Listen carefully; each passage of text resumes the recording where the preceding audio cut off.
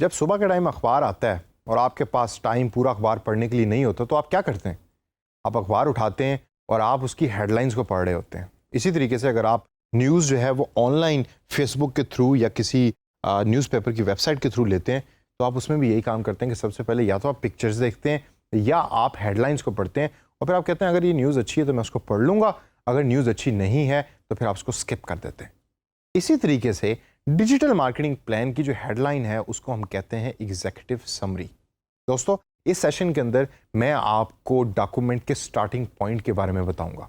Starting point के अंदर हमारे पास 3 चीजें आती हैं। एग्जीक्यूटिव समरी है, उसके बाद इंट्रोडक्शन टू द प्रोजेक्ट है और तीसरी स्टेज के ऊपर आता है डिजिटल मार्केटिंग लैंडस्केप। अब सबसे पहले अगर मैं एग्जीक्यूटिव समरी के बारे में बात करूं तो एग्जीक्यूटिव समरी मेरे नज़दीक एक डॉक्यूमेंट का सबसे इंपॉर्टेंट हिस्सा है। ये आप लिखते सबसे एंड में है।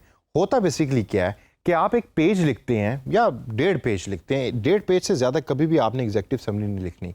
अच्छा, 1.5 पेज भी मैं उस सेंस में कह रहा हूँ कि अगर आप 12 का फॉन्ट यूज़ कर रहे हैं और फॉर एग्जांपल 1.5 या 2.0 की लाइन स्पेसिंग को यूज़ करते हैं।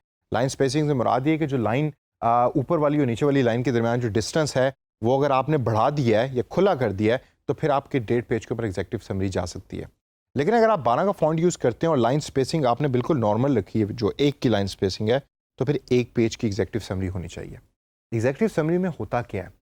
आप उस प्रोजेक्ट के बारे में तमाम इंफॉर्मेशन 1 पेज पे दे रहे होते हैं।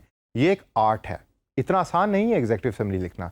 जब आप पूरा प्रोजेक्ट बना लेते हैं तो फिर आप दोबारा 1 दिन की ब्रेक लेके वापस बैठते हैं कंप्यूटर पे और याद करते हैं कि अगर मैंने ये पूरे का पूरा प्लान किसी ऐसे बंदे को बताना है जिसके पास पढ़ने का टाइम नहीं है तो मैं उसको कैसे सिखाऊंगा। उसके ऊपर फिर आप 1 पेज लिखते हैं।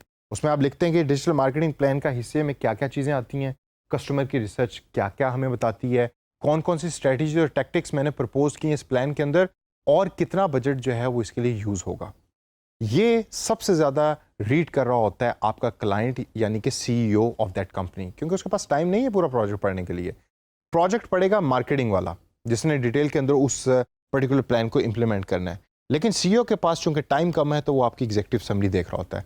अगर एग्जीक्यूटिव समरी आपने लिखी और स्टार्ट का पहला स्टेटमेंट ही आपने रॉन्ग इंग्लिश में या गलत इंग्लिश में लिख दिया या पहली लाइन ही जो आपने लिखी है वो पहली आपका जो जुमला है वो 8, 9, 10 लाइनों के ऊपर मुश्तमिल है तो that's not a good executive summary. छोटे छोटे सेंटेंसेस बनाइए, आसान इंग्लिश में लिखिए। आपने इंग्लिश का कोई कंपटीशन नहीं जीतना, बिल्कुल सिंपल तरीके से बताइए कि उस प्रोजेक्ट में क्या है। उसको जब आप लिख लेंगे तो सबसे बेहतर तरीका जो मैं अडॉप्ट करता हूँ वो ये कि उस एग्जीक्यूटिव समरी को आप 3 से 4 लोगों के ऊपर टेस्ट कीजिए। वो जब वो पढ़ लें तो उनसे पूछें कि भाई बताओ कि ये प्लान क्या करना चाह रहा है, डिजिटल मार्केटिंग प्लान में क्या क्या चीज़ें हैं जो हिस्सा हैं उस डिजिटल मार्केटिंग प्लान का। अगर तो वो इंसान जिसको आपने वो एग्जीक्यूटिव समरी पढ़वाई है टेस्टिंग के लिए वो आपको बता देगा कि इस डिजिटल मार्केटिंग प्लान में क्या क्या चीज़ें हैं तो इसका मतलब है कि आपकी एग्जीक्यूटिव समरी अच्छी है। और जहन में दोबारा रखिए कि executive summary is the most important part of digital marketing plan. जब आप वो एग्जीक्यूटिव समरी बना लेंगे और वो फाइनलाइजेशन स्टेज पे चली जाएगी तो नेक्स्ट स्टेप आता है इंट्रोडक्शन का। इंट्रोडक्शन के अंदर आप उस प्रोजेक्ट के बारे में इंट्रोडक्शन दे रहे होते हैं। वो कैसे ओरिजिनेट हुआ, क्लाइंट की क्या थिंकिंग थी, क्लाइंट ने क्या क्या आपको प्रोसेस दिए थे, कौन कौन से ऐसे प्रोटोकॉल्स थे जो आपको फॉलो करने थे, कौन कौन से ऐसे स्टेप्स थे या रिक्वायरमेंट्स थी जो क्लाइंट ने आपको दी थी, वो तमाम आप इंट्रोडक्शन स्टेज के अंदर उसमें मेंशन कर रहे होते हैं डिजिटल मार्केटिंग प्लान में। इसको ज़्यादातर क्लाइंट स्किम थ्रू करते हैं तो मैं आपको सजेस्ट करूँगा कि पेजेस भरने की ज़रूरत नहीं है, आप 1 पेज के ऊपर रख लें। मुझे ज़्यादातर टेबुलर फॉर्म्स पसंद है, मैं टेबल की फॉर्म के अंदर इंट्रोडक्शन लिखता हूँ। आप जेनेरिकली उसको इंट्रोडक्शन को लिखें, 1 से 1.5 या 2 पेजेस के ऊपर इंट्रोडक्शन आपका चला जाए, that is more than enough. तीसरे नंबर के ऊपर आता है डिजिटल मार्केटिंग लैंडस्केप। अब डिजिटल मार्केटिंग लैंडस्केप के ऊपर काफ़ी ऐसे लोग हैं कि जो मुझसे डिसएग्री करेंगे कि ये डिजिटल मार्केटिंग प्लान का हिस्सा होना चाहिए। मेरे नज़दीक जितना मेरा एक्सपीरियंस है वो ये है कि आपका जो क्लाइंट है वो हमेशा लैंडस्केप को पढ़ता है, स्पेशली जो टॉप टीयर का मैनेजर है उस कंपनी के अंदर। टॉप टीयर से मुराद है जो CEOs हो गए या मार्केटिंग मैनेजर जिसने डिसीजन मेकिंग करनी है। वो लैंडस्केप को पढ़ के ये बताता है कि अच्छा जिस मार्केट में मैं ऑपरेट करना चाह रहा हूँ उस मार्केट के ट्रेंड्स क्या हैं, वहाँ क्या 4G यूज़ हो रहा है या 3G यूज़ हो रहा है, उसके अंदर डिजिटल मार्केटिंग लोग एंटरटेनमेंट के लिए या इंटरनेट एंटरटेनमेंट के लिए यूज़ करते हैं, ऑनलाइन शॉपिंग के लिए यूज़ करते हैं। ये तमाम चीज़ें आप लैंडस्केप के अंदर एक ब्रीफ फॉर्म के अंदर दे रहे होते हैं। लैंडस्केप ज़्यादातर डिपेंड कर रहा होता है सेकेंडरी डाटा के ऊपर, यानी कि वो डाटा के जो ऑलरेडी कलेक्टेड है और अवेलेबल है इंटरनेट पे, आप उस डाटा को लेते हैं, डाटा को एक प्रेजेंटेबल फॉर्म में लाते हैं और फिर लैंडस्केप बनाते हैं, यानी कि खाका बना देते हैं कि भाई आपकी कंपनी जिस पर्टिकुलर इन्वायरमेंट में ऑपरेट कर रही है उसमें डिजिटल मार्केटिंग का लैंडस्केप ये है या खाका ये है। अगर वो खाका फेवरेबल है तो फिर आप डिजिटल मार्केटिंग प्लान इम्प्लीमेंट करेंगे।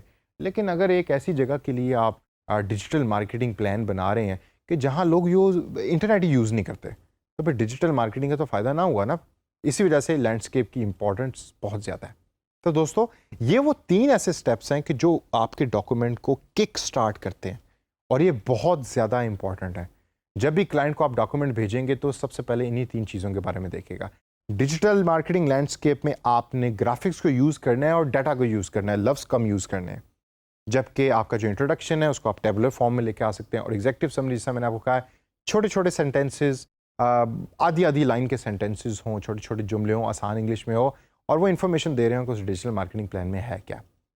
ये 3 चीज़ें हैं जो आपके डॉक्यूमेंट को स्टार्ट करेंगी। और जब आपका डॉक्यूमेंट स्टार्ट हो जाएगा तो फिर उसके बाद आते हैं अगले कुछ कंटेंट्स जो हम अगले सेशंस के अंदर सीखेंगे।